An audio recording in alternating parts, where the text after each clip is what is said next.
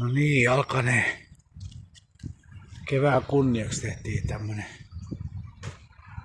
video tästä meidän paikasta. Tästä tullaan niinku ovesta sisälle, tässä on niinku eteen.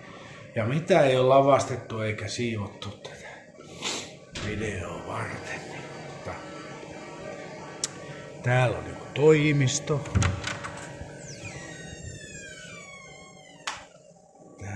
Tuolla isäntä yleensä istuu, kun sä ei jaksa tehdä mitään. Tässä oli tämmönen varasto. Sitten on tää autotila tässä, missä on meidän omia ja ihmisten autoja. Tuolla on 2 vessaa tuolla kulmassa.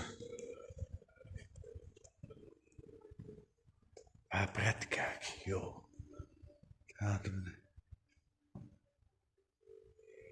vaatetehdasta on tää ollut sitten joskus. Tullaan tänne tallin puolelle.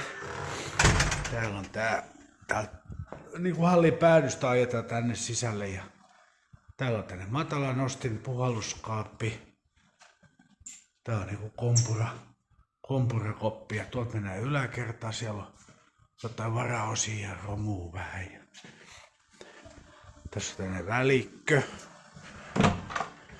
Täällä on sitten nää keittiötilat, jääkaappi ja muuta. Tässä on tää 4-pilarinosturi. Tässä sitten häärätään ja täällä on nyt just sen näköistä, kun tää yleensä on, että mitään ei oo siivottu, vaikka pitäis kyllä varmaan siivota. Tää on nyt aika normaali varmaan tämmönen juttu. Täällä on etene. Tästä pääsee sitten suoraan tähän korjaamoon tästä ovesta. Joo.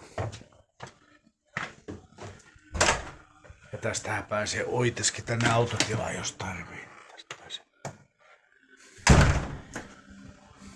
No niin, kiitos ja hyvää kevättä kaikille.